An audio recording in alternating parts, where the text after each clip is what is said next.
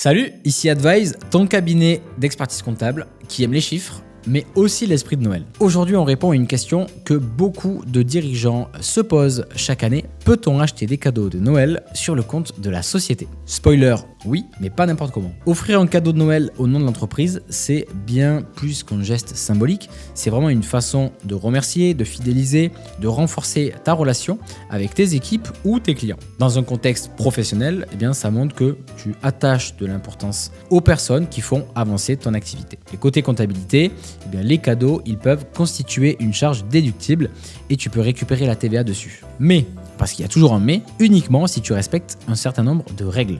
On commence par les cadeaux destinés aux clients ou aux partenaires de ton entreprise. Le cadeau, dans ce cas-là, il doit être offert dans l'intérêt de l'entreprise, évidemment. Il doit favoriser la relation commerciale. Autrement dit, pas de cadeau personnel, pas de cadeau hors contexte. Aussi, le montant doit être raisonnable. La logique, c'est qu'il doit y avoir une cohérence entre le coût du cadeau et l'importance du client ou du partenariat. Donc, on évite le champagne millésimé pour un prospect qui t'a demandé un devis à 50 €. La déduction fiscale, elle est possible, mais tu dois conserver les factures et surtout pouvoir expliquer pourquoi ce cadeau a été offert. Et enfin, une particularité qui concerne la TVA sur les cadeaux clients, c'est qu'elle n'est déductible que si la valeur totale des cadeaux offerts à un même bénéficiaire au cours d'un même exercice n'excède pas 73 € TTC. Au-delà, la charge restait déductible, ça pas de problème, mais la TVA de son côté ne sera pas récupérable. Côté cadeau pour les salariés, cette fois-ci, c'est un petit peu différent. Pour qu'un cadeau soit exonéré de cotisations sociales, il doit répondre aux critères qui sont fixés par l'URSSAF. Le cadeau doit être en lien avec un événement reconnu, dont Noël,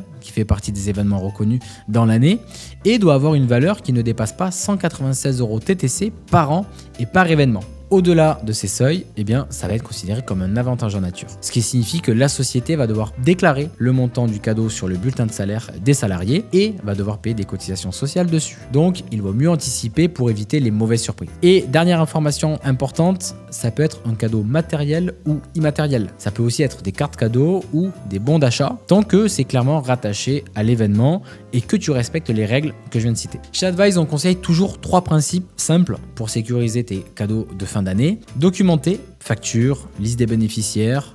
D'abord, documenter. Conserve les factures, la liste des bénéficiaires, la justification du choix. Vraiment, garde tout. En cas de contrôle, c'est vraiment ce qui fera la différence. L'homogénéité pour les salariés. Traite tout le monde de manière équitable. Pour les clients, cohérence entre le type de cadeau et la relation commerciale.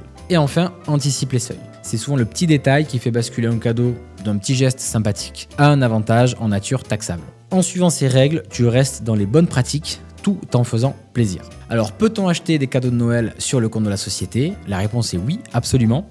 Tant que c'est encadré, justifié et cohérent avec l'activité. Et si tu veux optimiser, sécuriser ou simplement vérifier ce que tu as le droit de faire et de ne pas faire, Advise est là pour t'accompagner. Abonne-toi à la chaîne et envoie-nous un message via le lien en description si tu as des questions.